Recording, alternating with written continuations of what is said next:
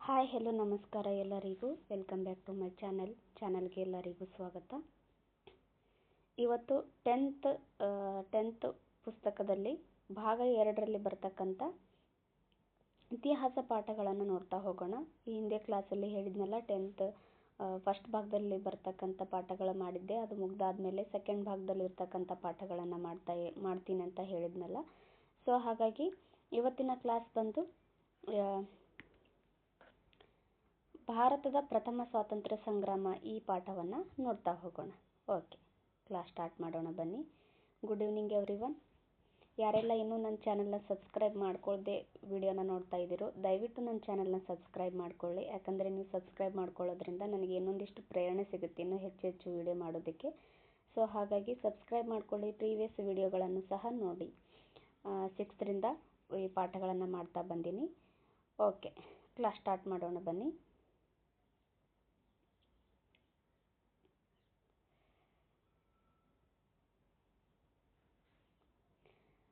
ಭಾರತದಲ್ಲಿ ತಮ್ಮ ಅಧಿಕಾರ ವಿಸ್ತರಣೆ ಉದ್ದೇಶದಿಂದ ಇಂಗ್ಲಿಷರು ಜಾರಿಗೆ ತಂದ ಸಹಾಯಕ ಸೈನ್ಯ ಪದ್ಧತಿ ಮತ್ತು ದತ್ತು ಮಕ್ಕಳಿಗೆ ಹಕ್ಕಿಲ್ಲ ಎಂಬ ನೀತಿಗಳಿಂದ ಸ್ಥಳೀಯ ಆಳರಸರು ತಮ್ಮ ಅಸ್ತಿತ್ವಕ್ಕಾಗಿ ಬಂಡೇಳುವಂತಾಯಿತು. ಅಂದರೆ ದತ್ತು ಮಕ್ಕಳಿಗೆ ಹಕ್ಕಿಲ್ಲ, ಆಮೇಲೆ ಈ ಸಹಾಯಕ ಸೈನ್ಯ ಪದ್ಧತಿ ಅನ್ನೋ ಒಂದು ಅನಿಷ್ಟ ಪದ್ಧತಿಗಳನ್ನು ಬ್ರಿಟಿಷರು ತಗೊಂಡು ಬಂದಿರ್ತಾರೆ.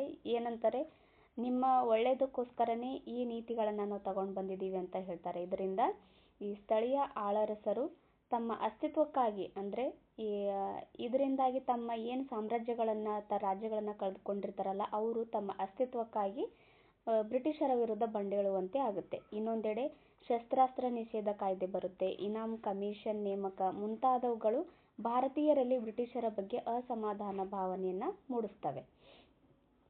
ಶಸ್ತ್ರಾಸ್ತ್ರ ನಿಷೇಧ ಕಾಯ್ದೆ ಅಂದ್ರೇನು? ಬ್ರಿಟಿಷರ ಅನುಮತಿ ಇಲ್ಲದೇನೆ ಯಾವುದೇ ಶಸ್ತ್ರಗಳನ್ನು ಇಟ್ಕೊಳ್ಳೋ ಹಾಗಿಲ್ಲ. ಅವರ ಅನುಮತಿ ಮೇರೆಗೇನೆ ಶಸ್ತ್ರಾಸ್ತ್ರಗಳನ್ನು ಇಟ್ಕೋಬಹುದು. ಆ ರೀತಿಯಾದ ಕಾಯ್ದೆನ ಅವರು ತಗೊಂಡು ಬಂದಿರ್ತಾರೆ. ಹಾಗೆ ಇನಾಮ್ ಕಮಿಷನ್ ಅಂತ ತಗೊಂಡು ಬಂದಿರ್ತಾರೆ. ಇನಾಮ್ ಕಮಿಷನ್ ನೇಮಕ ಇಂಥ ಎಲ್ಲ ನೀತಿಗಳಿಂದ ಭಾರತೀಯರು ಬ್ರಿಟಿಷರ ವಿರುದ್ಧ ಬಂಡೇಳುವಂತೆ ಆಗುತ್ತೆ. ಈ ಅಸಮಾಧಾನವು 1857ರಲ್ಲಿ ಮಹಾ ಪ್ರತಿಭಟನೆಯ ರೂಪದಲ್ಲಿ ಸ್ಫೋಟಿಸಿತು. 1857 ಇದ್ಯಾವುದು? ಪ್ರಥಮ ಸ್ವಾತಂತ್ರ್ಯ ಸಂಗ್ರಾಮ ಅಂತ ಕರೀತಾರೆ ಇದಕ್ಕೆ. ಇದನ್ನು ಕೆಲವು ಭಾರತೀಯ ಇತಿಹಾಸಕಾರರು ಭಾರತದ ಪ್ರಥಮ ಸ್ವಾತಂತ್ರ್ಯ ಸಂಗ್ರಾಮ ಅಂತ ಕರೆದ್ರೆ, ಇಂಗ್ಲಿಷ್ ಇತಿಹಾಸಕಾರರು ಇದನ್ನು ಸಿಪಾಯಿ ದಂಗೆ ಅಂತ ಮಾತ್ರ ಕರೀತಾರೆ.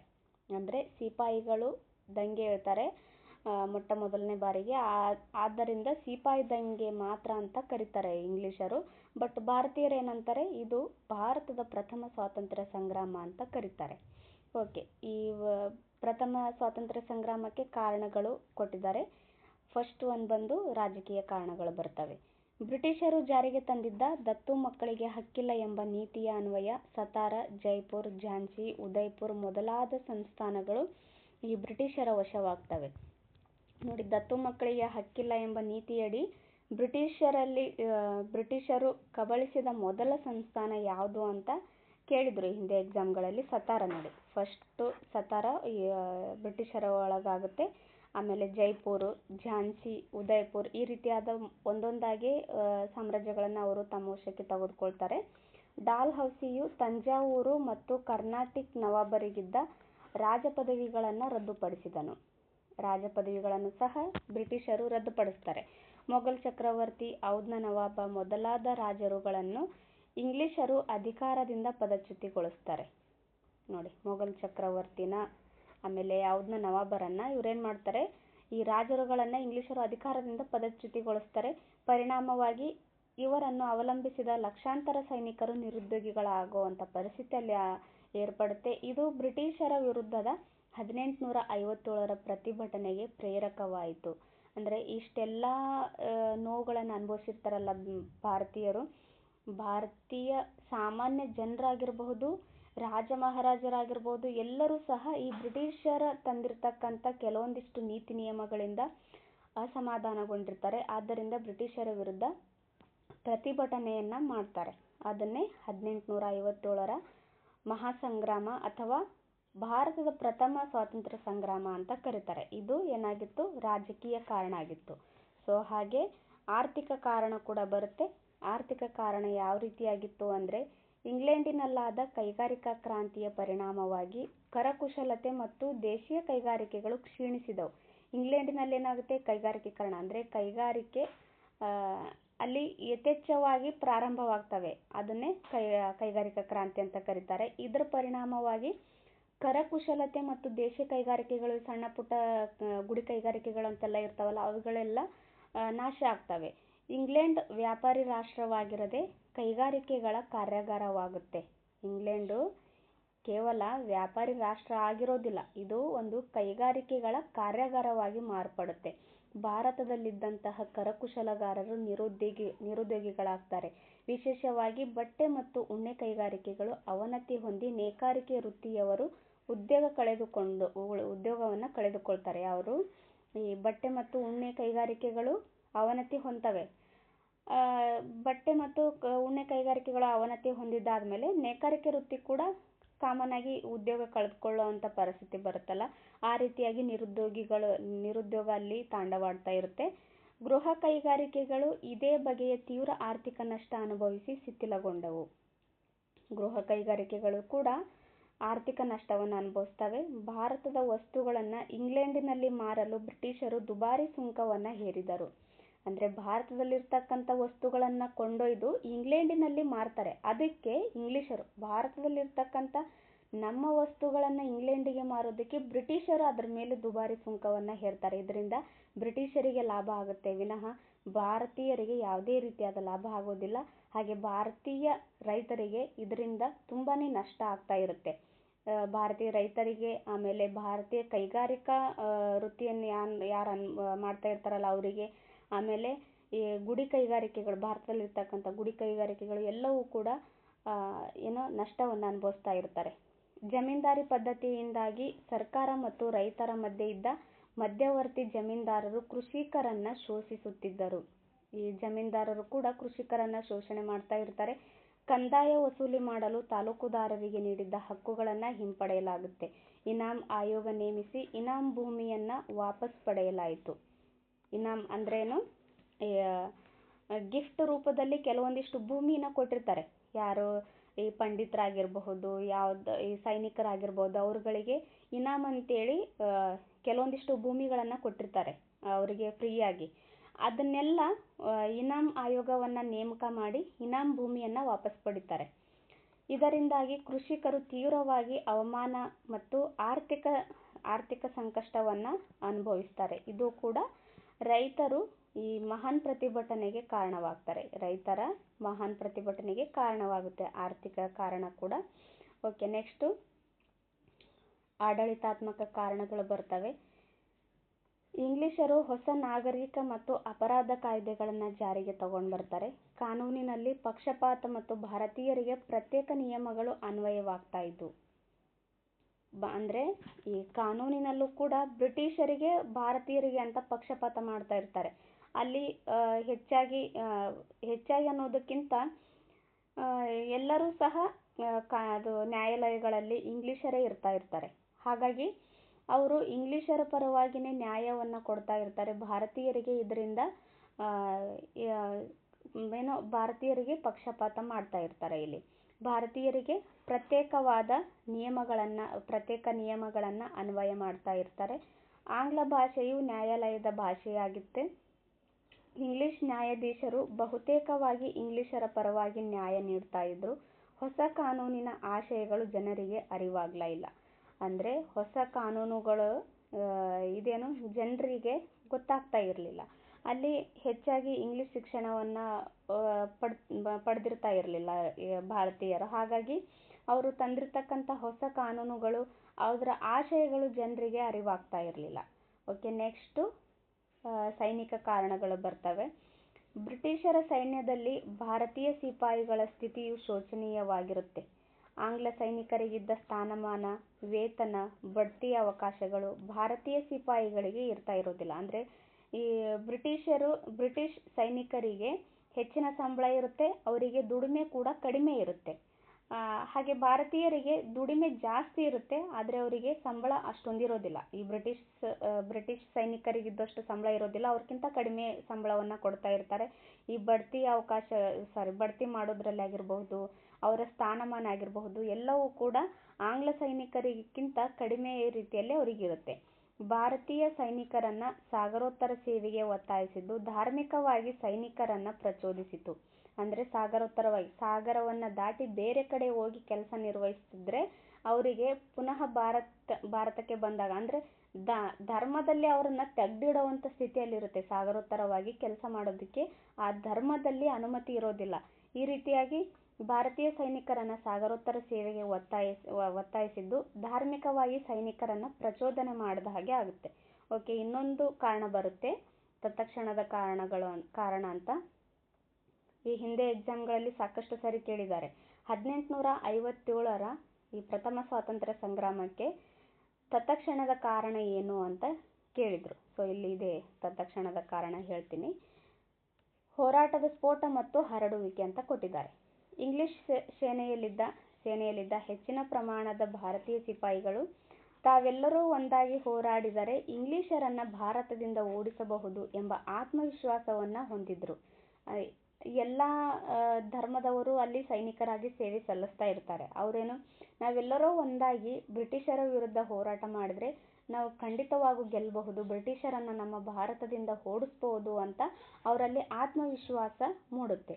ಈ ಸನ್ನಿವೇಶದಲ್ಲಿ ಸೈನಿಕರಿಗೆ ರಾಯಲ್ ಎನ್ಫೀಲ್ಡ್, ಇದು ನೆನಪಲ್ಲಿಟ್ಕೊಳ್ರಿ, ರಾಯಲ್ ಎನ್ಫೀಲ್ಡ್ ಎಂಬ ನವೀನ ಬಂದೂಕುಗಳನ್ನ ನೀಡ್ತಾ ಇದ್ರು.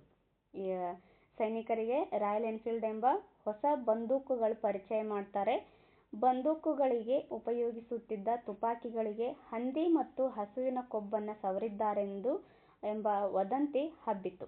ಹಿಂದೂಗಳಿಗೆ ಹಸು ಏನಾಗಿರುತ್ತೆ, ಪವಿತ್ರ ಆಗಿದ್ರೆ ಮುಸ್ಲಿಮರಿಗೆ ಹಂದಿ ನಿಷಿದ್ಧವಾದ ಪ್ರಾಣಿಯಾಗಿರುತ್ತೆ. ಇದರಿಂದಾಗಿ ಈ ಘಟನೆಯು ದಂಗೆಗೆ ತಕ್ಷಣದ ಕಾರಣವಾಗಿತ್ತು. ಇದೆ ನೋಡಿ, ಏನೋ ರಾಯಲ್ ಎನ್ಫೀಲ್ಡ್ ಎಂಬ ಬಂದೂಕುಗಳಿಗೆ ಹಂದಿ ಮತ್ತು ಹಸುವಿನ ಕೊಬ್ಬು ಸವರಿರ್ತಾರೆ, ಅದನ್ನ ಬಾಯಿಂದ ಕಚ್ಚಿ ಅದನ್ನ ಉಪಯೋಗ ಮಾಡಬೇಕಾಗಿರುತ್ತೆ. ಆದ್ದರಿಂದ ಹಿಂದೂಗಳಿಗೆ ಹಸು ಪವಿತ್ರವಾದ ಪ್ರಾಣಿಯಾದ್ರೆ ಮುಸ್ಲಿಮರಿಗೆ ಹಂದಿ ನಿಷಿದ್ಧವಾದ ಪ್ರಾಣಿಯಾಗಿರುತ್ತೆ. ಆದ್ದರಿಂದ ಇದನ್ನ ಬಳಸೋದಿಕ್ಕೆ ನಿರಾಕರಣೆ ಮಾಡ್ತಾರೆ ಭಾರತೀಯ ಸೈನಿಕರು. ಆದ್ದರಿಂದ ಇದೇನಾಗುತ್ತೆ, ಇಲ್ಲ ನೀವು ಖಂಡಿತವಾಗ್ಲೂ ಇದು ಉಪಯೋಗ ಮಾಡಲೇಬೇಕು ಅಂತ ಬ್ರಿಟಿಷರು ಒತ್ತಾಯ ಮಾಡ್ತಾರೆ, ಅವ್ರ ಮೇಲೆ ಪ್ರೆಷರ್ ಆಗ್ತಾರೆ. ಸೊ ಹಾಗಾಗಿ ಇದೇನಾಗುತ್ತೆ, ಈ 1857ರ ಪ್ರಥಮ ಸ್ವಾತಂತ್ರ್ಯ ಸಂಗ್ರಾಮಕ್ಕೆ ತತ್ಕ್ಷಣದ ಕಾರಣ ಆಗುತ್ತೆ. ಬ್ಯಾರಕ್ಪುರದಲ್ಲಿನ ಸೈನಿಕ ಪಡೆಯಲ್ಲಿ ಹಬ್ಬಿದ ಈ ವದಂತಿಯು ತೀವ್ರ ಅಸಮಾಧಾನಕ್ಕೆ ಕಾರಣವಾಗುತ್ತೆ. ಸೈನಿಕರಿಗೆ ತುಪಾಕಿಯನ್ನ ಹಲ್ಲಿನಿಂದ ಕಚ್ಚಿ ತೆಗೆಯುವಂತೆ ಇಂಗ್ಲಿಷರು ಆದೇಶ ಮಾಡ್ತಾರೆ. ಇದನ್ನ ನಿರಾಕರಿಸಿ ಮೇಲಾಧಿಕಾರಿಗಳ ವಿರುದ್ಧ ಬ್ಯಾರಕ್ಪುರದ ಸೈನಿಕರು ಬಂಡಾಯವೇಳ್ತಾರೆ. ಅಂದ್ರೆ ಇದನ್ನ ನಿರಾಕರಿಸ್ತಾರೆ, ನಾವು ಇದನ್ನ ಬಳಸೋದಿಲ್ಲ ಅಂತ ಸೈನಿಕರು ನಿರಾಕರಣೆ ಮಾಡಿ ಈ ಮೇಲಾಧಿಕಾರಿ ವಿರುದ್ಧ ಬ್ಯಾರಕ್ಪುರದಲ್ಲಿ ಸೈನಿಕರು ಬಂಡಾಯವೇಳ್ತಾರೆ ಬ್ರಿಟಿಷರ ವಿರುದ್ಧ. ಇದೇ ಸಂದರ್ಭದಲ್ಲಿ ಮಂಗಲ್ ಪಾಂಡೆ ಎಂಬ ಸೈನಿಕನು ಬ್ರಿಟಿಷ್ ಸೈನ್ಯದ ಅಧಿಕಾರಿಯೊಬ್ಬನನ್ನ ಕೊಂದನು. ಮಂಗಲ್ ಪಾಂಡೆ ಒಬ್ಬ ಅಧಿಕಾರಿಯನ್ನ ಕೊಂದುಬಿಡ್ತಾನೆ. ಈತನು ಕೂಡ ಸೈನಿಕನೇ ಆಗಿರ್ತಾನೆ ಅದರಲ್ಲಿ. ಇದರ ಪರಿಣಾಮವಾಗಿ ಮಂಗಲ್ ಪಾಂಡೆಯನ್ನ ಬಂಧಿಸಿ ವಿಚಾರಣೆಗೊಳಿಸಿ ಆತನಿಗೆ ಗಲ್ಲಿಗೇರಿಸಲಾಗುತ್ತೆ. Okay, next. ಮೀರತ್ ಬ್ರಿಟಿಷರ ಪ್ರಬಲ ಸೇನಾ ನೆಲೆಯಾಗಿತ್ತು. ಇಲ್ಲಿಯೂ ಕೂಡ ಇಂಗ್ಲಿಷರು ಭಾರತೀಯ ಸೈನಿಕರಿಗೆ ತುಪಾಕಿಗಳನ್ನು ಬಳಸಲು ಆದೇಶಿಸಿದಾಗ ಭಾರತೀಯ ಸೈನಿಕರು ಅದನ್ನ ನಿರಾಕರಣೆ ಮಾಡ್ತಾರೆ. ಆಗ ಸಿಪಾಯಿಗಳನ್ನ ಬಂಧಿಸಲಾಗುತ್ತೆ. ಇದರಿಂದಾಗಿ ಮೀರತ್ನಲ್ಲಿ ದಂಗೆ ಉಂಟಾಗುತ್ತೆ. ಪರಿಣಾಮವಾಗಿ ಸೈನಿಕರು ಸೆರೆಮನೆಗೆ ನುಗ್ಗಿ ಈಗಾಗಲೇ ಬಂಧಿತರಾಗಿದ್ದ ಭಾರತೀಯ ಸಿಪಾಯಿಗಳನ್ನು ಬಿಡುಗಡೆಗೊಳಿಸಿದರು. ಇದು ಸ್ವಾತಂತ್ರ್ಯ ಸಂಗ್ರಾಮದ ಬೀಜಾಂಕುರಕ್ಕೆ ನಾಂದಿಯಾಗುತ್ತೆ. ಇದೇನಾಗುತ್ತೆ, ಸ್ವಾತಂತ್ರ್ಯ ಸಂಗ್ರಾಮದ ಬೀಜಾಂಕುರಕ್ಕೆ ನಾಂದಿಯಾಗುತ್ತೆ. ನಂತರ ಸೈನಿಕರ ಗುಂಪು ಮೀರತ್ನಿಂದ ದೆಹಲಿಗೆ ತಲುಪಿತು. ಅವರು ಕೆಂಪು ಕೋಟೆಗೆ ಪ್ರವೇಶ ಮಾಡಿ ಇಳಿ ವಯಸ್ಸಿನ ಮೊಘಲ್ ದೊರೆ 2ನೇ ಬಹದ್ದೂರ್ ಶಾನನ್ನ ಭಾರತದ ಚಕ್ರವರ್ತಿ ಅಂತ ಘೋಷಣೆ ಮಾಡ್ತಾರೆ. ಇಳಿ ವಯಸ್ಸು ಅಂತಂದ್ರೇನು, ತುಂಬಾ ಏಜ್ ಆಗಿರುತ್ತೆ. ಈ ಮೊಘಲ್ ದೊರೆ 2ನೇ ಬಹದ್ದೂರ್ ಶಾನಿಗೆ ತುಂಬಾ ಏಜ್ ಆಗಿರುತ್ತೆ. ಈತನಿಗೆ ಭಾರತದ ಚಕ್ರವರ್ತಿ ಅಂತೇಳಿ ಘೋಷಣೆ ಮಾಡ್ತಾರೆ. ಘೋಷಣೆ ಮಾಡಿ ಹಲವಾರು ಭಾಗಗಳಿಂದ ಪ್ರತಿಭಟನಾ ನಿರತ ಸಿಪಾಯಿಗಳು ದೆಹಲಿಗೆ ತಲುಪ್ತಾರೆ. ಇದರಿಂದಾಗಿ ಪ್ರತಿಭಟನೆಯು ತೀವ್ರ ಸ್ವರೂಪವನ್ನು ತಾಳುತ್ತೆ. ಅಂದರೆ ತುಂಬಾನೇ ಅಗ್ರೆಸಿವ್ ಆಗಿ ಹೋರಾಟವನ್ನ ಮಾಡ್ತಾ ಇರ್ತಾರೆ ಬ್ರಿಟಿಷರ ವಿರುದ್ಧ. ಕಾಳ್ಗಿಚ್ಚಿನಂತೆ ಪ್ರತಿಭಟನೆಯು ದೆಹಲಿ, ಕಾನ್ಪುರ ಮತ್ತು ಝಾನ್ಸಿಗಳಲ್ಲಿ ಹರಡುತ್ತೆ. ಹೀಗೆ ಹಂತ ಹಂತವಾಗಿ ಇಡೀ ಭಾರತದಾದ್ಯಂತ ಈ ದಂಗೆ ಉಂಟಾಗುತ್ತೆ. ಇನ್ನು ಇದ್ರ ಲೂಪೋಲ್ ಏನು ಅಂತ ಮುಂದೆ ಬರುತ್ತೆ, ಅಲ್ಲಿ ಹೇಳ್ತೀನಿ. ಕಾನ್ಪುರದಲ್ಲಿ ಕಾನ್ಪುರದಲ್ಲಿ ನಾನಾ ಸಾಹೇಬನು ಸಿಡಿದೇಳ್ತಾನೆ. ನೋಡಿ, ಇದು ಕೇಳಿದ್ರು, ಕಾನ್ಪುರದಲ್ಲಿ ಈ ದಂಗೆಯ ನಾಯಕತ್ವವನ್ನು ಯಾರು ವಹಿಸಿದ್ರು, ಆಮೇಲೆ ಝಾನ್ಸಿಯಲ್ಲಿ ಯಾರು ವಹಿಸ್ತಾರೆ, ಬಿಹಾರದಲ್ಲಿ ಯಾರು ವಹಿಸ್ತಾರೆ, ಈ ತರ ಕೇಳಿದ್ದಾರೆ ಹಿಂದೆ ಎಕ್ಸಾಮ್ಗಳಲ್ಲಿ. ಹೊಂದಿಸಿ ಬರೆಯಿರಿ ತರ ಇಲ್ಲ ವಾಕ್ಯಗಳ ರೂಪದಲ್ಲಿ ಕೊಡ್ತಾರೆ. ಕಾನ್ಪುರದಲ್ಲಿ ನಾನಾ ಸಾಹೇಬ್ ಈ ದಂಗೆ ನೇತೃತ್ವವನ್ನು ವಹಿಸಿದ್ದ. ಆಮೇಲೆ ಆತನಿಗೆ ಸಹಾಯಕನಾಗಿ ತಾತ್ಯಾ ಟೋಪೆ ಇರ್ತಾನೆ. ಝಾನ್ಸಿಯಲ್ಲಿ ರಾಣಿ ಲಕ್ಷ್ಮೀಬಾಯಿ ಅಂತ ಕೊಡೋದ್ಬಿಟ್ಟು ಬೇರೆ ಯಾರ್ದೋ ಹೆಸರು ಕೊಟ್ಟು ಈ ತರ ಇದರಲ್ಲಿ ಯಾವ ಸರಿ ಯಾವ ತಪ್ಪು ಅಂತ ಹೇಳಿಕೆ ರೂಪದಲ್ಲೂ ಸಹ ಕೊಡ್ತಾ ಇರ್ತಾರೆ. ಸೊ ಹಾಗಾಗಿ ಕರೆಕ್ಟಾಗಿ ನೋಡ್ಕೊಂಡ್ಬಿಡಿ. ಕಾನ್ಪುರದಲ್ಲಿ ನಾನಾ ಸಾಹೇಬನು ಸಿಡಿದೇಳ್ತಾನೆ. ಈತನಿಗೆ ತಾತ್ಯಾ ಟೋಪೆಯು ಸಹಾಯಕನಾಗಿರ್ತಾನೆ. ಇಲ್ಲಿದ್ದಾರೆ ನೋಡಿ ತಾತ್ಯಾ ಟೋಪೆ. ಹಾಗೆ ಝಾನ್ಸಿಯಲ್ಲಿ ರಾಣಿ ಲಕ್ಷ್ಮೀಬಾಯಿಯ ನಾಯಕತ್ವದಲ್ಲಿ ದಂಗೆ ಉಂಟಾಗುತ್ತೆ. ಕಾನ್ಪುರ ಬ್ರಿಟಿಷರ ವಶವಾದ ನಂತರ ತಾತ್ಯಾ ಟೋಪೆ ಏನ್ ಮಾಡ್ತಾನೆ, ಝಾನ್ಸಿಯ ರಾಣಿ ಲಕ್ಷ್ಮೀಬಾಯಿಯ ಸಹಾಯಕ್ಕೆ ಬರ್ತಾನೆ. ಓಕೆ, ನೆನಪಲ್ಲಿ ಇಟ್ಕೊಳ್ರಿ. ಕಾನ್ಪುರದಲ್ಲಿ ನಾನಾ ಸಾಹೇಬ್, ತಾತ್ಯಾ ಟೋಪೆ, ಝಾನ್ಸಿಯಲ್ಲಿ ರಾಣಿ ಲಕ್ಷ್ಮೀಬಾಯಿ, ಬಿಹಾರದಲ್ಲಿ ಕುಂವರ್ ಸಿಂಗ್ ಅಂತ ಬರ್ತಾರೆ. ಬರೆದ್ಬಿಡ್ತೀನಿ ನೋಡಿ. ಬಿಹಾರದಲ್ಲಿ ಕುಂವರ್ ಸಿಂಗ್,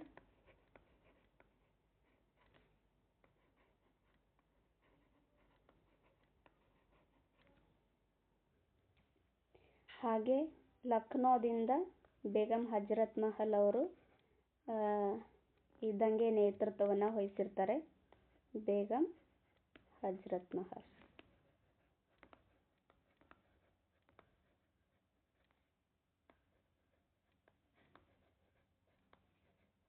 ಓಕೆ, ಈ ರೀತಿಯಾಗಿ ಬೇರೆ ಬೇರೆ ಕಡೆಯಿಂದ ಈ ರೀತಿ ಈ ದಂಗೆ ನೇತೃತ್ವವನ್ನು ವಹಿಸಿರ್ತಾರೆ. ಓಕೆ, ಇದು ಹಿಂದೆ ಎಕ್ಸಾಮ್ಗಳಲ್ಲಿ ಕೇಳಿದ್ದಾರೆ. ಸೊ ಹಾಗಾಗಿ ಎಕ್ಸ್ಟ್ರಾ ಇನ್ಫಾರ್ಮೇಷನ್ ಇಲ್ಲಿ ಹೇಳಿದ್ದೀನಿ. ಓಕೆ, ನೆಕ್ಸ್ಟು ಪ್ರತಿಭಟನೆಯ ಕಾವು ಲಕ್ನೋವಿನಲ್ಲಿಯೂ ಉಂಟಾಯಿತು. ಲಕ್ನೋವಿನಲ್ಲಿ ಯಾರು, ಬೇಗಂ ಹಜರತ್ ಮಹಲ್ ಈ ದಂಗೆ ನೇತೃತ್ವವನ್ನು ವಹಿಸಿರ್ತಾರೆ. ಆದರೆ ಅಂತಿಮವಾಗಿ ಲಕ್ನೋ ಇಂಗ್ಲಿಷರ ವಶವಾಗುತ್ತೆ. ಇಲ್ಲಿಂದ ಸಂಗ್ರಾಮವು ಯಮುನಾ ನದಿಯ ದಕ್ಷಿಣಕ್ಕೆ ಹಬ್ಬುತ್ತೆ. ಇದರಿಂದಾಗಿ ಝಾನ್ಸಿಯಲ್ಲಿನ ಸಿಪಾಯಿಗಳು ಪ್ರಭಾವಿತರಾಗ್ತಾರೆ. ದತ್ತು ಮಕ್ಕಳಿಗೆ ಹಕ್ಕಿಲ್ಲ ಎಂಬ ನೀತಿಯಿಂದ ಕೆರಳಿದ ಝಾನ್ಸಿ ರಾಣಿ ಲಕ್ಷ್ಮೀಬಾಯಿಯು ಇಂಗ್ಲಿಷರ ವಿರುದ್ಧ ಈ ಯುದ್ಧವನ್ನು ಸಾರ್ತಾರೆ. ಯುದ್ಧ ಮಾಡಿ ಗ್ವಾಲಿಯರನ್ನು ವಶಕ್ಕೆ ಪಡಿತಾರೆ. ನೋಡಿ, ಗ್ವಾಲಿಯರನ್ನು ವಶಕ್ಕೆ ಪಡಿತಾರೆ. ಈಕೆಗೆ ಸಂತಾನ ಇರೋದಿಲ್ಲ. ಹಾಗೆ ಅಂದರೆ ಒಂದು ಮಗು ಹುಟ್ಟಿರುತ್ತೆ, ಅದು ಕೂಡ ತೀರಿ ಹೋಗುತ್ತೆ. ಹಾಗೆ ಪತಿ ಕೂಡ ತೀರಿ ಹೋಗ್ತಾರೆ. ಆಗ ಈಕೆಗೆ ಸಂತಾನ ಇರೋದಿಲ್ಲ. ಹಾಗಾಗಿ ಈಕೆ ಏನು ಮಾಡ್ತಾಳೆ, ದತ್ತು ಮಗುವನ್ನು ಪಡೆದುಕೊಂಡು ರಾಜ್ಯಭಾರ ಮಾಡ್ತಾ ಇರ್ತಾಳೆ. ಆದ್ದರಿಂದ ಬ್ರಿಟಿಷರು ಇದನ್ನು ತಡೆಯೋದಕ್ಕೆ ಬಂದಾಗ ರಾಣಿ ಲಕ್ಷ್ಮೀಬಾಯಿ ಅವರ ವಿರುದ್ಧ ಯುದ್ಧ ಮಾಡ್ತಾರೆ. ಯುದ್ಧ ಮಾಡಿ ಗ್ವಾಲಿಯರನ್ನು ವಶಪಡಿಸ್ಕೊತಾರೆ. ಮತ್ತೊಮ್ಮೆ ಬ್ರಿಟಿಷರ ವಿರುದ್ಧ ನಡೆದ ಹೋರಾಟದಲ್ಲಿ ಶೌರ್ಯದಿಂದ ಹೋರಾಡಿ ರಾಣಿಯು ಅಸುನೀಗ್ತಾಳೆ. ಅಂದರೆ ಯುದ್ಧದಲ್ಲೇ ತೀರಿ ಹೋಗ್ತಾಳೆ. ಇಂದಿಗೂ ರಾಣಿಯು ಸ್ವಾತಂತ್ರ್ಯ ಸಂಗ್ರಾಮದ ಇತಿಹಾಸದಲ್ಲಿ ಹೆಮ್ಮೆಯ ಸ್ಥಾನವನ್ನು ಹೊಂದಿದ್ದಾಳೆ. ಈ ರೀತಿಯಾಗಿ ಕೆಚ್ಚೆದೆಯಿಂದ ಹೋರಾಟವನ್ನು ಮಾಡ್ತಾರೆ ರಾಣಿ ಲಕ್ಷ್ಮೀಬಾಯಿ. ಇವರು ಒಂದು ಹೆಣ್ಣು ಆದರೂ ಸಹ ಗಂಡು ಯಾವ ರೀತಿಯಾಗಿ ಹೋರಾಟ ಮಾಡ್ತಾರೆ ಅದೇ ರೀತಿಯಾಗಿ ಇವರು ಸಹ ಬ್ರಿಟಿಷರ ವಿರುದ್ಧ ಹೋರಾಟ ಮಾಡಿ ಕೊನೆಗೆ ಅಸುನೀಗ್ತಾರೆ. ಓಕೆ, ನೆಕ್ಸ್ಟು ಈ ದಂಗೆ ವಿಫಲವಾಗಲು ಕಾರಣ ಏನು ಅಂತ ಕೊಟ್ಟಿದ್ದಾರೆ. ಕಾರಣಗಳಿಲ್ಲಿದ್ದಾವೆ ನೋಡಿ. 1857ರಲ್ಲಿ ನಡೆದ ಪ್ರಥಮ ಸ್ವಾತಂತ್ರ್ಯ ಸಂಗ್ರಾಮವು ಹಲವಾರು ಕಾರಣಗಳಿಂದ ವಿಫಲಿತವಾಯಿತು. ಇದು ಇಡೀ ಭಾರತವನ್ನು ವ್ಯಾಪಿಸಿದ ಹೋರಾಟವಾಗಿರಲಿಲ್ಲ. ಅಂದರೆ ಎಲ್ಲ ಭಾರತೀಯರು ಒಗ್ಗಟ್ಟಾಗಿ ಬ್ರಿಟಿಷರನ್ನು ನಮ್ಮ ಭಾರತದಿಂದ ಹೊರಗಡೆ ತಳ್ಳಬೇಕು, ಹೊರಗಡೆ ಓಡಿಸ್ಬೇಕು ಅಂತ ಹೋರಾಟ ಮಾಡಿರೋದಿಲ್ಲ. ತಮ್ಮ ತಮ್ಮ ಹಿತಾಸಕ್ತಿಗಳಿಗಾಗಿ ಆಯಾ ಪ್ರಾಂತ್ಯಗಳಿಂದ ಹೋರಾಟವನ್ನು ಮಾಡ್ತಾ ಇರ್ತಾರೆ. ಅದು ಕೂಡ ಈ ದಂಗೆ ವಿಫಲವಾಗಲು ಮುಖ್ಯ ಕಾರಣ ಆಗುತ್ತೆ. ಇದು ದೇಶದ ಬಿಡುಗಡೆಗಾಗಿ ನಡೆದದ್ದಕ್ಕಿಂತ ದೇಶಿ ರಾಜರ ಮತ್ತು ಜಮೀನ್ದಾರರ ಹಿತಾಸಕ್ತಿ ಹಾಗೂ ಹಕ್ಕುಗಳಿಗಾಗಿ ನಡೆದಿತ್ತು. ನೋಡಿ, ಝಾನ್ಸಿಯಲ್ಲಿ ರಾಣಿ ಲಕ್ಷ್ಮೀಬಾಯಿ ಏನು ಮಾಡ್ತಾರೆ, ದತ್ತು ಮಕ್ಕಳಿಗೆ ಹಕ್ಕಿಲ್ಲ ಎಂಬ ನೀತಿಯಿಂದ ಬೇಸತ್ತು ಆಕೆ ಬ್ರಿಟಿಷರ ವಿರುದ್ಧ ಹೋರಾಟ ಮಾಡ್ತಾಳೆ. ಹಾಗೆ ಲಕ್ನೋಗಳಲ್ಲಿ ಈ ಕಾನ್ಪುರದಲ್ಲಿ ಅವ್ರೇನು ಮಾಡ್ತಾರೆ, ಈ ಬ್ರಿಟಿಷರ ವಿರುದ್ಧ ಹೋರಾಟ ಮಾಡ್ತಾರೆ. ಅಂದರೆ ತಮ್ಮ ಹಿತಾಸಕ್ತಿಗಳಿಗೋಸ್ಕರ, ತಮ್ಮ ಹಕ್ಕುಗಳ ರಕ್ಷಣೆಗೋಸ್ಕರ ಈ ರಾಜರು, ಜಮೀನ್ದಾರರು ಏನು ಮಾಡ್ತಾರೆ, ಬ್ರಿಟಿಷರ ವಿರುದ್ಧ ಹೋರಾಟ ಮಾಡ್ತಾರೆ. ಇದು ಕೂಡ ಈ ದಂಗೆ ವಿಫಲವಾಗಲು ಕಾರಣ ಆಗುತ್ತೆ. ಇದು ಯೋಜಿತ ಹೋರಾಟ ಆಗಿರೋದಿಲ್ಲ, ಅನಿರೀಕ್ಷಿತ ಕಾರಣಗಳಿಂದ ಪ್ರೇರೇಪಿತವಾಗಿರುತ್ತೆ. ಅಂದರೆ ಈ ಲಕ್ನೋದಲ್ಲಿ ಏನು ಯುದ್ಧ ಆಗಿರುತ್ತಲ್ಲ, ಅದರಿಂದ ಪ್ರೇರಣೆಯಾಗಿ ಝಾನ್ಸಿಯಲ್ಲಿ ಬ್ರಿಟಿಷರ ವಿರುದ್ಧ ಹೋರಾಟ ಮಾಡ್ತಾರೆ. ಆ ರೀತಿಯಾಗಿ ಅದು ಒಂದು ಪೂರ್ವ ಯೋಜಿತ ಆಗಿರೋದಿಲ್ಲ, ಅನಿರೀಕ್ಷಿತವಾಗಿ ಬ್ರಿಟಿಷರ ವಿರುದ್ಧ ಹೋರಾಟ ಮಾಡ್ತಾರೆ. ಇದು ಕೂಡ ಕಾರಣ ಆಗುತ್ತೆ. ಯಾವುದೇ ಒಂದು ಕೆಲಸ ಮಾಡಬೇಕಾದ್ರೆ ಪೂರ್ವ ಯೋಜಿತ ತುಂಬ ಇಂಪಾರ್ಟೆಂಟ್ ಆಗಿರುತ್ತೆ, ಆದರೆ ಇಲ್ಲಿ ಆಗಿರೋದಿಲ್ಲ. ಆದ್ದರಿಂದ ಇದು ಕೂಡ ಈ ಪ್ರಥಮ ಸ್ವಾತಂತ್ರ್ಯ ಸಂಗ್ರಾಮ ವಿಫಲವಾಗಲು ಕಾರಣ ಆಗುತ್ತೆ. ಬ್ರಿಟಿಷ್ ಸೈನಿಕರಲ್ಲಿನ ಒಗ್ಗಟ್ಟು ಮತ್ತು ಭಾರತೀಯ ಸೈನಿಕರಲ್ಲಿದ್ದ ಭಿನ್ನತೆಯು ಹೋರಾಟದ ವಿಫಲತೆಗೆ ಕಾರಣವಾಗಿದೆ. ಬ್ರಿಟಿಷರು ಏನು ಮಾಡಿರ್ತಾರೆ, ಒಗ್ಗಟ್ಟಾಗಿ ಭಾರತೀಯರ ವಿರುದ್ಧ ಹೋರಾಟ ಮಾಡ್ತಾ ಇರ್ತಾರೆ. ಆದರೆ ಭಾರತೀಯರು ಒಗ್ಗಟ್ಟಾಗಿ ಬ್ರಿಟಿಷರ ವಿರುದ್ಧ ಹೋರಾಟ ಮಾಡೋದಿಲ್ಲ. ನಮ್ಮ ಭಾರತೀಯರಲ್ಲೇ ಕೆಲವರು ಈ ಬ್ರಿಟಿಷರು ಏನೋ ಆಶೆ ಆಮಿಷಗಳನ್ನು ಒಡ್ಡಿರ್ತಾರಲ್ಲ, ಅವುಗಳಿಗೆ ಬಲಿಯಾಗಿ ಅವುಗಳಿಗಾಗಿ ಅವ್ರೇನು ಮಾಡ್ತಾರೆ, ನಮ್ಮ ಭಾರತೀಯರಿಗೆ ಮೋಸ ಮಾಡುವಂಥ ಪರಿಸ್ಥಿತಿಯಲ್ಲಿ ನಿರ್ಮಾಣವಾಗಿರುತ್ತೆ. ಅದು ಕೂಡ ಈ ದಂಗೆ ವಿಫಲವಾಗಲು ಕಾರಣವಾಗುತ್ತೆ. ಅಲ್ಲದೆ ಸೂಕ್ತ ಮಾರ್ಗದರ್ಶನ ಮತ್ತು ವ್ಯವಸ್ಥಿತ ಸಂಘಟನೆಯ ಕೊರತೆಯಲ್ಲಿ ಇರುತ್ತೆ. ಹಾಗೆಯೇ ಯುದ್ಧ ತಂತ್ರ, ಸೈನಿಕ ಪರಿಣಿತಿ, ಸೂಕ್ತ ಸೇನಾ ನಾಯಕತ್ವ ಮತ್ತು ಶಿಸ್ತಿನ ಕೊರತೆ ಭಾರತೀಯರಲ್ಲಿ ಇತ್ತು. ಭಾರತೀಯರಲ್ಲಿ ಏನು ಯುದ್ಧ ತಂತ್ರ ಈ ಬ್ರಿಟಿಷರು ಯಾವ ರೀತಿಯಾಗಿ ಯುದ್ಧ ತಂತ್ರ ಹೊಂದಿರ್ತಾರೆ, ಆ ರೀತಿಯಾದ ಯುದ್ಧ ತಂತ್ರ ಭಾರತೀಯರಿಗಿರೋದಿಲ್ಲ. ಹಾಗೆ ಸೈನಿಕ ಪರಿಣಿತಿ ಕೂಡ ಇರೋದಿಲ್ಲ, ಸೂಕ್ತ ಸೇನಾ ನಾಯಕತ್ವವನ್ನು ಕೂಡ ಹೊಂದಿರೋದಿಲ್ಲ, ಶಿಸ್ತಿನ ಕೊರತೆ ಕೂಡ ಭಾರತೀಯರಲ್ಲಿ ಇರುತ್ತೆ. ಆದ್ದರಿಂದಾಗಿ ಈ ದಂಗೆ ವಿಫಲವಾಗುತ್ತೆ. ಹೋರಾಟಗಾರರಲ್ಲಿ ನಿಶ್ಚಿತ ಗುರಿ ಇರೋದಿಲ್ಲ. ಹಲವಾರು ದೇಶೀಯ ಸಂಸ್ಥಾನಗಳ ರಾಜರು ಬ್ರಿಟಿಷರಿಗೆ ತೋರಿದ ನಿಷ್ಠೆಯಿಂದಾಗಿ ಸಿಪಾಯಿಗಳಿಗೆ ಬೆಂಬಲ ನೀಡೋದಿಲ್ಲ. ಅಂದರೆ ಬ್ರಿಟಿಷರು ಏನು ಆಶೆ ಆಮಿಷಗಳನ್ನು ತೋರಿಸಿರ್ತಾರಲ್ಲ ಭಾರತೀಯರಲ್ಲಿ, ಹಾಗೆ ಭಾರತೀಯ ಕೆಲವರು ಆ ಬ್ರಿಟಿಷರಲ್ಲಿ ಸೇವೆ ಸಲ್ಲಿಸ್ತಾ ಇರ್ತಾರಲ್ಲ ನೌಕರಿಯಾಗಿ, ಅವರಿಗೆ ಲಂಚದ ಅಥವಾ ಆಸ್ತಿ ಪಾಸ್ತಿ ಅಥವಾ ಆಶೆಗಳನ್ನು ತೋರಿಸ್ತಾರೆ. ಅದಕ್ಕೆ ಬಲಿಯಾಗಿ ಅವರೇನು ಮಾಡ್ತಾರೆ, ಭಾರತೀಯ ಸಿಪಾಯಿಗಳಿಗೆ ಬೆಂಬಲ ನೀಡೋದಿಲ್ಲ. ಸಿಪಾಯಿಗಳು ಮಾಡಿದಂತಹ ಲೂಟಿ, ದರೋಡೆ ಮೊದಲಾದ ಗಂಭೀರವಾದ ತಪ್ಪುಗಳಿಂದಾಗಿ ಜನರ ವಿಶ್ವಾಸ ಕಳೆದುಕೊಳ್ತಾರೆ. ಅವರು ಅಂದರೆ ಬ್ರಿಟಿಷರು ಯಾವ ರೀತಿಯಾಗಿ ಲೂಟಿ ಮಾಡ್ತಾರೆ, ಇವರು ಕೂಡ ಸಿಪಾಯಿಗಳು ಕೂಡ ಅದೇ ರೀತಿಯಾಗಿ ಲೂಟಿ ಮಾಡ್ತಾರಲ್ಲ ಅನ್ನೋ ಮನೋಭಾವ ಜನರಲ್ಲಿರುತ್ತೆ. ಆದರೆ ಸಿಪಾಯಿಗಳು ಸಾಮಾನ್ಯ ಜನರಿಗೆ ಲೂಟಿ ಮಾಡ್ತಾ ಇರಲಿಲ್ಲ, ಅವರು ಬ್ರಿಟಿಷರ ಖಜಾನೆಗಳನ್ನು ಲೂಟಿ ಮಾಡ್ತಾ ಇರ್ತಾರೆ. ಅದು ಸಾಮಾನ್ಯ ಜನರಿಗೆ ಗೊತ್ತಾಗೋದಿಲ್ಲ. ಈ ರೀತಿಯಾಗಿ ಸಿಪಾಯಿಗಳು ಏನು ಮಾಡ್ತಾರೆ, ಜನರ ವಿಶ್ವಾಸವನ್ನು ಕಳೆದುಕೊಳ್ತಾರೆ. ಓಕೆ, ಈ ದಂಗೆಯ ಪರಿಣಾಮಗಳು ಏನು ಅಂತ ಕೊಟ್ಟಿದ್ದಾರೆ. ಈ ಪ್ರಥಮ ಸ್ವಾತಂತ್ರ್ಯ ಸಂಗ್ರಾಮ ಏನಾಯ್ತಲ್ಲ, ಅದರಿಂದ ಏನೇನು ಪರಿಣಾಮ ಆಯಿತು ಅಂತ ಕೊಟ್ಟಿದ್ದಾರೆ. ಓಕೆ, ಭಾರತದಲ್ಲಿ ಬ್ರಿಟಿಷ್ ಈಸ್ಟ್ ಇಂಡಿಯಾ ಕಂಪನಿಯ ಆಡಳಿತ ಕೊನೆಗೊಂಡು ಭಾರತವು ಬ್ರಿಟನ್ ಸಾಮ್ರಾಜ್ಞಿ ಆಡಳಿತಕ್ಕೆ ಒಳಪಟ್ಟಿತು. ಭಾರತದಲ್ಲಿ ನಮ್ಮ ಭಾರತದ ಪ್ರಾಂತ್ಯಗಳನ್ನು ಗೆದ್ದುಕೊಂಡು ಇಲ್ಲಿ ಈಸ್ಟ್ ಇಂಡಿಯಾ ಕಂಪನಿ ಆಳ್ವಿಕೆಯನ್ನು ಮಾಡ್ತಾ ಇರುತ್ತೆ. ಆದರೆ ಈ ದಂಗೆ ನಂತರ ಬ್ರಿಟನ್ ರಾಣಿ ಏನು ಮಾಡ್ತಾಳೆ, ಆ ಕಂಪನಿಯನ್ನು ಬದಿಗೊತ್ತಿ ಈ ಭಾರತದಲ್ಲಿ ಇರ್ತಕ್ಕಂಥ ಎಲ್ಲ ಆಡಳಿತವನ್ನು ನೇರವಾಗಿ ತನ್ನ ವಶಕ್ಕೆ ತಗೊತಾಳೆ.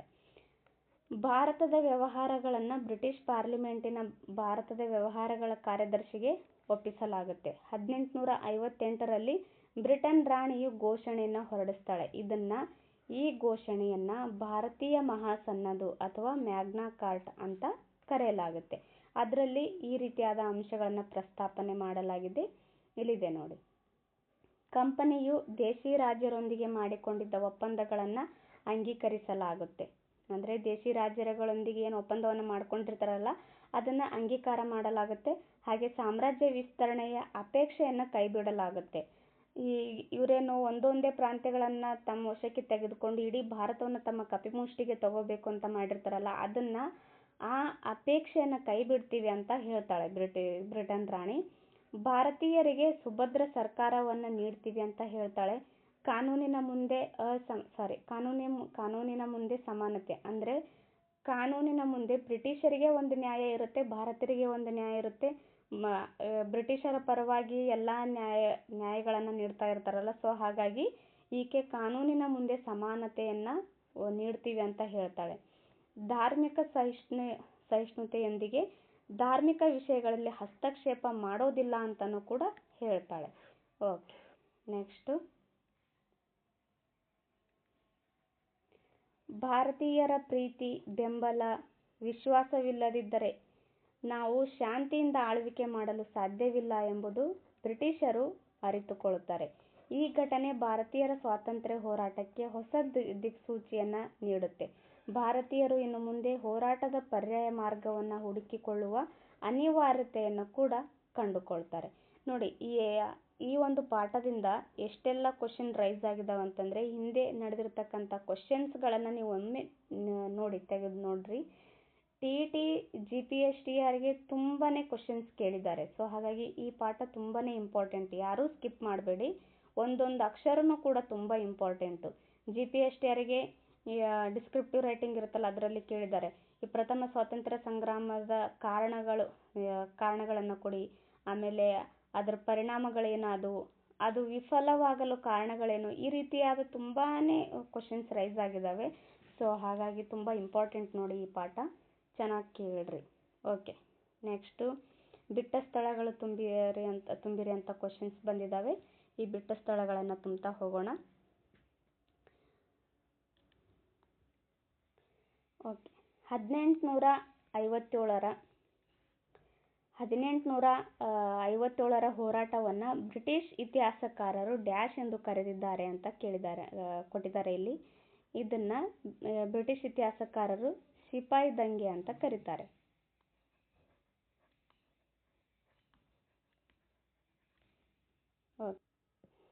ನೆಕ್ಸ್ಟ್ ಕ್ವಶನ್ನು, 1857ರ ಹೋರಾಟದ ಸಮಯದಲ್ಲಿ ಬ್ಯಾರಕ್ಪುರದಲ್ಲಿ ಬ್ರಿಟಿಷ್ ಅಧಿಕಾರಿಯನ್ನು ಕೊಂದವನು ಯಾರು ಅಥವಾ ಡ್ಯಾಶ್ ಅಂತ ಕೊಟ್ಟಿದ್ದಾರೆ.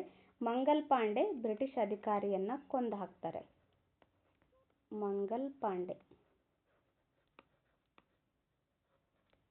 ಓಕೆ, ನೆಕ್ಸ್ಟು ಝಾನ್ಸಿ ರಾಣಿಯು ಬ್ರಿಟಿಷರ ವಿರುದ್ಧ ಯುದ್ಧದಲ್ಲಿ ಡ್ಯಾಶ್ ಅನ್ನು ವಶಪಡಿಸಿಕೊಂಡ್ಲು ಅಂತ ಕೊಟ್ಟಿದ್ದಾರೆ. ಯಾವ ಒಂದು ಪ್ರಾಂತ್ಯವನ್ನು ವಶಕ್ಕೆ ಪಡೆದರು ಅಂದರೆ ಗ್ವಾಲಿಯರನ್ನು ವಶಪಡಿಸ್ಕೊತಾರೆ. ಗ್ವಾಲಿಯರ್. ಓಕೆ, ನೆಕ್ಸ್ಟು 1857ರಲ್ಲಿ ಭಾರತದಲ್ಲಿ ಬ್ರಿಟನ್ ರಾಣಿಯು ಹೊರಡಿಸಿದ ಘೋಷಣೆಯನ್ನು ಡ್ಯಾಶ್ ಎಂದು ಕರೆಯಲಾಗಿದೆ. ಇದನ್ನು ಭಾರತೀಯ ಮಹಾಸನ್ನದು ಅಂತ ಕರೀತಾರೆ. ಇಲ್ಲಿ ಬರೆದು ಬಿಡ್ತೀನಿ, ದೊಡ್ಡದಾಗಿರುತ್ತೆ ಇದು.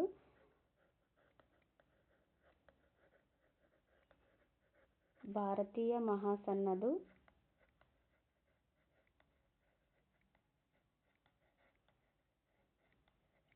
ಅಥವಾ ಮ್ಯಾಗ್ನಾ ಕಾರ್ಟ ಅಂತ ಕರೀತಾರೆ.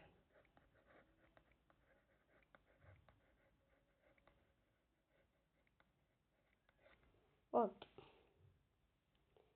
ನೆಕ್ಸ್ಟ್ ನೋಡೋಣ. ಓಕೆ, ಇದಿಷ್ಟು ಇವತ್ತಿನ ಕ್ಲಾಸ್ ಆಗಿತ್ತು. ಯಾರೆಲ್ಲ ಇನ್ನೂ ನನ್ನ ಚಾನಲ್ನ ಸಬ್ಸ್ಕ್ರೈಬ್ ಮಾಡ್ಕೊಂಡಿಲ್ವೋ ದಯವಿಟ್ಟು ನನ್ನ ಚಾನಲ್ನ ಸಬ್ಸ್ಕ್ರೈಬ್ ಮಾಡ್ಕೊಳ್ಳಿ. ಹಾಗೆ ಪ್ರೀವಿಯಸ್ ವಿಡಿಯೋಗಳನ್ನು ನೋಡಿ. ಈ ಕ್ಲಾಸ್ ನಿಮಗೆ ಇಷ್ಟ ಆದರೆ ಒಂದು ಲೈಕ್ ಮಾಡಿ, ಕಮೆಂಟ್ ಮಾಡಿ ಮತ್ತು ನಿಮ್ಮ ಫ್ರೆಂಡ್ಸ್ಗಳ ಜೊತೆನೂ ಈ ವಿಡಿಯೋನ ಶೇರ್ ಮಾಡಿಕೊಳ್ಳಿ. ಓಕೆ, ಇಷ್ಟೊತ್ತು ಈ ಕ್ಲಾಸ್ ಕೇಳಿದ್ದಕ್ಕೆ ತಮ್ಮೆಲ್ಲರಿಗೂ ತುಂಬ ಹೃದಯದ ಧನ್ಯವಾದಗಳು. ಸಿಗೋಣ ನೆಕ್ಸ್ಟ್ ಕ್ಲಾಸಲ್ಲಿ. ನೆಕ್ಸ್ಟ್ ಕ್ಲಾಸು ಸ್ವಾತಂತ್ರ್ಯ ಹೋರಾಟ ಅಂತ ಬರುತ್ತೆ. ತುಂಬಾ ಲೆಂದಿಯಾಗಿರೋ ಪಾಠ ಇದೆ ಅದು. ಓಕೆ, ಆ ಪಾಠದಲ್ಲಿ ನೋಡೋಣ. Okay, thank you.